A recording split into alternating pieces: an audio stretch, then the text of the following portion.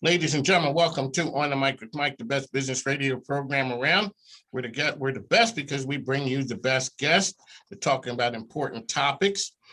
Today is no exception. We have with us, Jill is here, and you're going to be talking about, I'm not even going to steal your thunder. You know, I want to do you justice. We got the good doctor just jumped on. Doctor, welcome to the program. All righty, Jill, take it away. It's yours. All right, so first of all, I'm Jill Chikowitz. Thanks so much for inviting us on your show, Mike. I have here Dr. Abu Bakr with me, which I'll let him do his introduction. And so just want to tell you a little bit. I lost my twin brother to an accidental drug overdose about 4 years ago. We started an event called A Night for Scott. And what it is it's the Scott Zabrowski Scholarship Fund. And we raise funds to help those receive services at the McShin Foundation that can't otherwise afford it. So we found this was a great way to handle our grief and give back to our community in Scott's honor. Shout out to the good folks over at McShin. Holly was here a couple weeks back. Honesty was here, and she talked about the outstanding work that they do. Very important. I'm just a talk show host, and I'm sitting there minding my business, and I get a message from this lady named Jill saying, hey, this program is outstanding. So here she is, folks, and she's here talking about important topics. Sometimes we don't want to talk about it, but that's what we're here today to do, to shine a light on it, show some love to their event. So, Doctor, welcome to the program, sir. Thank you, sir. You want me to introduce myself? There you go. The floor is yours, sir. Hey, thank you, Mike, for inviting me. Thank you, Jill, for including me. This woman, she's moving the world, and I'm grateful to her to include me on this, on this Zoom or this interview. My name is Omar Abu Bakr. I'm an oral and facial surgeon here at VCU Health. I've been here for 30 years. I guess I'll say it. It's okay. Actually, I have been involved into this issue of stigmatized taboo issue of the opioid and addictions over the last 6 years since I had lost my youngest son, Adam, to an overdose of heroin in end of September 2014. And since then, we have lost many people, and many fathers and sisters and mothers and brothers have joined us, in our invisible world that nobody wants to talk about it. But people like Jill and people like me and honesty are, fighting the fight that should have been fought a long time ago. One of the things when we had Honesty on talked about signs. We're in a difficult time now with the pandemic. Everybody's stressed, trying to figure out a way to make it through.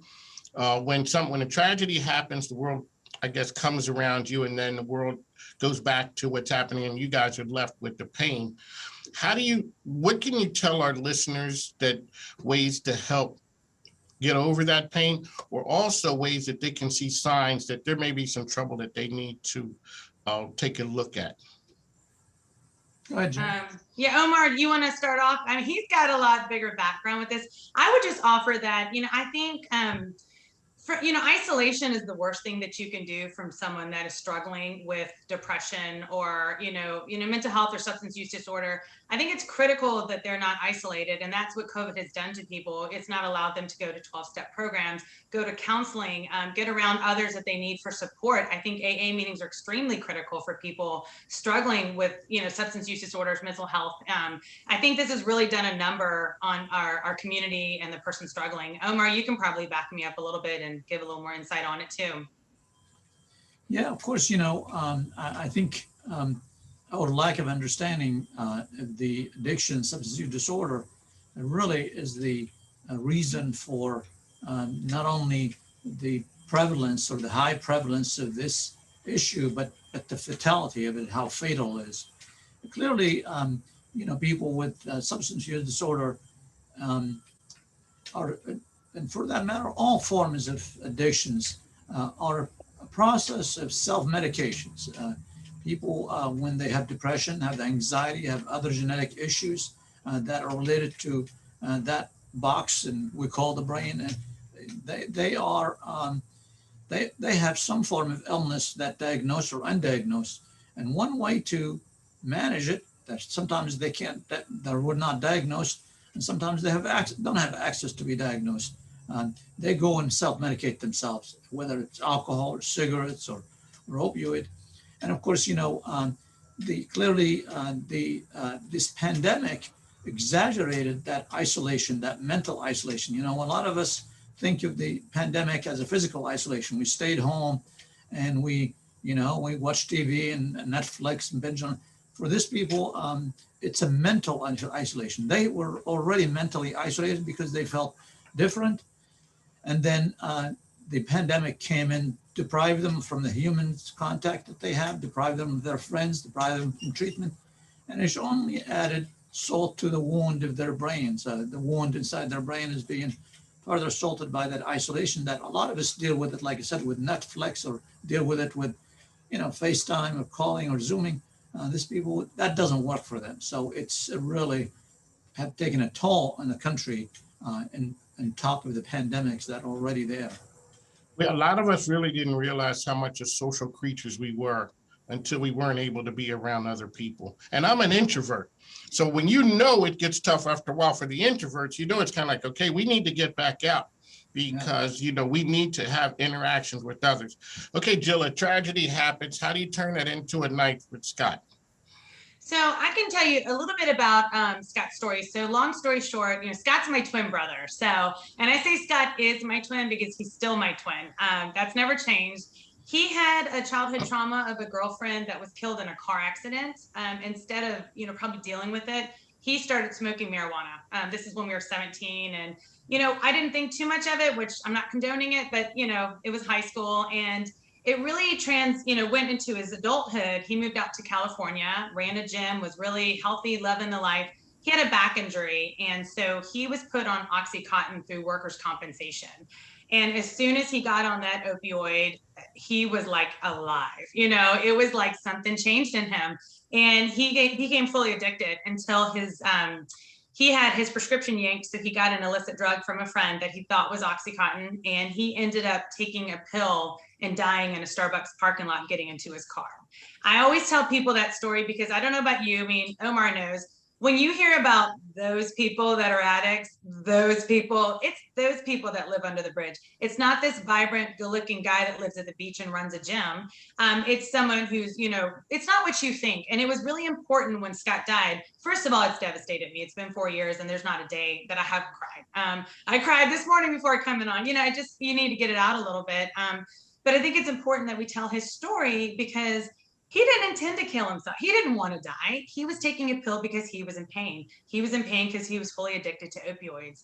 And that's why, I fight so hard with Purdue Pharma. I serve on an ad hoc Purdue Pharma Victims Committee to fight for those that either no longer have a voice or those that, are here but still struggling. I think it was critical that I come out and tell his story. My family doesn't look like the family that you hear that story with. And I had to make something good. So as soon as we had his funeral, I said, let's go to McShin Foundation. They're the only one I really knew about in Richmond. I didn't know a whole lot about recovery. And I said, let's start a scholarship fund. Let's help those struggling. Let's end the stigma because my family, we felt like we were very shameful of it. We felt like we were alone and there was no one else going through what we were going through when really, as soon as I dove in this arena, I have realized it's happening all too often and we cannot let it continue. We've got to talk about it. It's got to come out. That's true. Shout out to the twins out there. My wife is a twin. She lost her brother 40 years ago when we got married. And it's still a struggle because that's your other half of that. Right. So Doc, you're in the medical field. You talk to a lot of people out there. Has the mood changed with addiction in the last number of years, or do we still look at it the same way, which makes it hard for folks to come out and get help? That's a very good question. There are two parts of the medical community's role in the addiction in general. One is their active role in prescribing. And I think that part has changed not far enough, but had changed significantly to a point that, very few people are writing, large number of tablets for any kind of prescription. So the mode of change on that, to the extent that causing more people to be addicted, it has gone down, at least the part that contributed to by physicians and dentists in the community who prescribe opioid. That part changed. Now, the second part, which is the perception and the knowledge about addictions, and more importantly, the perceptions of physicians about addiction gradually changed. That not fast enough changed because, that is the fundament. Now, the first one, it's like putting the fires, you just throwing water on the fire to calm it down. But I think the second part is cleaning the stuff that caused the fire, which is treating mental illnesses, destigmatizing mental illnesses, destigmatizing addiction, destigmatizing people. That has not gone far enough. Gradual, there are a lot of, so if you look at some places that has fellowships, in the Department of Psych, fellowship on addiction, it's gradually getting up, but not enough. People are going to fields that medicine or physicians make money, still, by the hundreds and by 1,000 people competing for the position. Field that had to do with treatment of addictions and understanding addiction that is still slow, not fast enough for me. Exactly. Jill pointed out, I think we have one thing in common, whether it's your twin brother or whether it's your son, which is we want to go out and talk about it. That destigmatizing part is our battle. And it's funny because I think she mentioned it in passing, and it's so true for me. And I think she said it, and I don't think about it that much, but it's true for me, is that when you go and talk about it, ironically, you don't talk about much about your family members because you don't burden them, you don't want to hurt them, you don't want them to think that you're. So what do you go and talk about it? You talk about it strangers. Intellectually, it's as good. You really feel like, okay, I'm telling my brother's story. I'm telling my son's story. His story has to be told because to your family members, your brother's story is told or known. Maybe take a different taste of it if you're a twin sister or if you're a son or if you're a mother. And this impacts people differently. Her twin brother, I don't know how it feels to lose twin brother, but I don't know people feel, unless you last child, how it feels. So it's kind of different texture and different unique. So the only way to feel a little bit better, I don't say feel better, that's not a good word, No. is to get the pain to ease on you a little bit for a few seconds, is to go and talk about it like we're doing now. I've never met you. I'll tell you everything about my son. I'll tell you my son's story. I tell you what's in my heart, and it feels better. But also, it opens up that other people have to talk about it. I've never heard about anybody talk about their son before my son died. One of my colleagues, I heard about his son died. I tried to talk to him. He don't want to talk to me about his son because he's ashamed. He's a physician. His mom is a physician. They don't want to talk about their son as if they are losers. Fathers and parents are losers. But I'm telling you now, I talk about it. The kind of difference. So that's what we have in common. That's what I have in common with Jill. What also we have in common is we're fighting a battle. Now, she has a sword, I have a gun. So what she's doing is, destigmatizing it. She's talking, she's giving scholarship. On my side, I'm talking about it through educations. I'm an educator. That's my best weapon. That's the weapon that I know how to use. So I go and talk about it. I talk about it about 100 times, all the way from Hawaii to Canada, to physicians and dentists. And finally, I set up a professorship for an annual lecture for the whole campus of VCU to come and learn about addiction. I said, all the resources or all the honorarium that I acquired from talking, giving 150 talks, I put it into that fund to teach physicians, dentists, nurses, the public, employees about addictions, and starting fellowship, scholarship for kids to learn about it. So that's what we do. If you hear, it's like you wonder why do they talk about it so much? It makes us feel better, and that's what it is. Actually, so we got Dr. Abu Bakr, Jill Chikowitz here, Mike King talking about an important topic. We have to go away for a moment.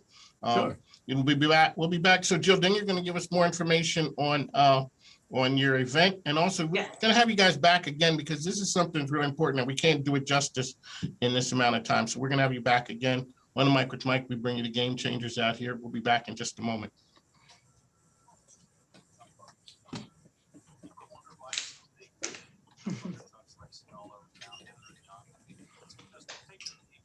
Eight minutes. Okay.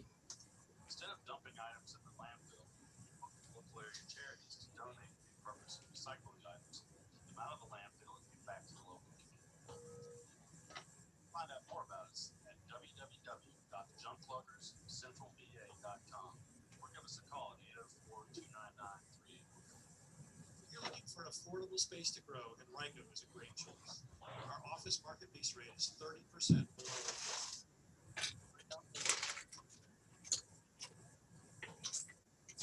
It's more than fast and more than size. What we mean by that is that being fast is just one aspect of our service. The most important aspect is that we produce the widest range of signage moving companies in Virginia, which means we can help with any and all of the business signage, graphics, and other visual communication needs. If you have a message to communicate, give us the opportunity to help at fastsigns.com.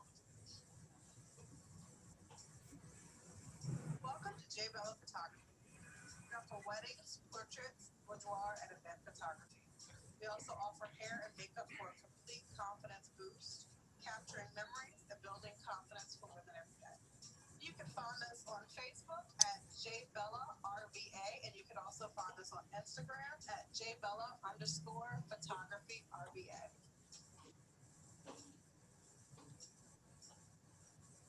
Inventory doing your taxes, long hours collecting documents, pouring over the internet, and then hoping you did it right. Don't keep that stress. There is a better way. Work from home financial. We take the arguments, stress, and headaches out of the tax prep process. We advance your tax prep experience because we care about your finances as much as you do. Schedule a complimentary consultation at accountantthatcares.com to get the process rolling. accountantthatcares.com. My name is Jimmy Coleman, co-owner of RBI Services. RBI can help businesses and individuals with their accounting, tax, and insurance needs. With 20 years of experience, we will promptly catch you at a fair price. Whether you need accounting, tax preparation, or insurance, contact us to see why we say at RBI, it all begins with a relationship. Call us at 234-677-9516. RBI is a proud supporter of Better Together as they help support families and children with complex needs. Danielle Fitzhugh, the president of the Chesterfield Chamber of Commerce. Listen to us on Chamber Wednesday as we talk about how to promote, protect, and invest in Chesterfield businesses. Tune in to 106.1 on Wednesdays for Chamber Wednesday.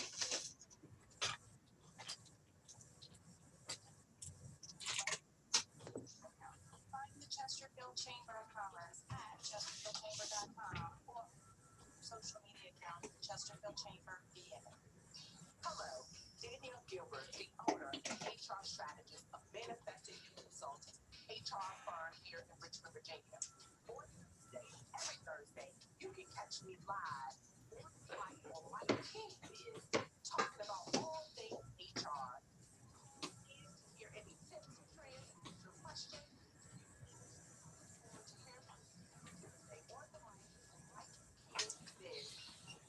Today's weather is brought to you by Sina Hospitality, a true leader in the RVA hospitality and event space industry. SinaHospitality.com.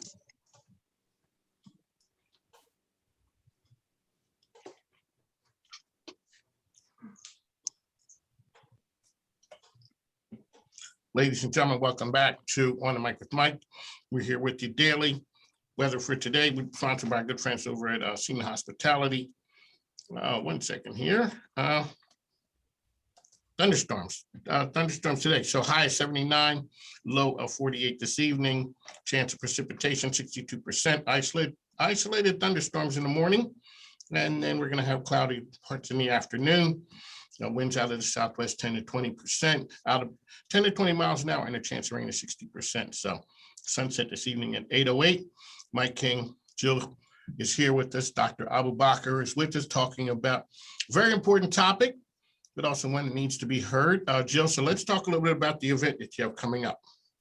Yes, so it is our 4th annual A Night for Scott. It's on May 22nd, which is 2 weeks from tomorrow. I cannot believe it's almost here. We normally host it in February in honor of Scott's passing, but due to COVID, we pushed it back a little bit. This is at Salisbury Country Club, and you can learn more details at nightforscott.com. I will say tickets are very limited at this point because we had to keep the restrictions down to the governor's mandates.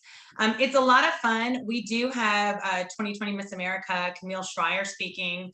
And I don't know if you know, Mike, Dan Schneider from the Netflix series, The Pharmacist.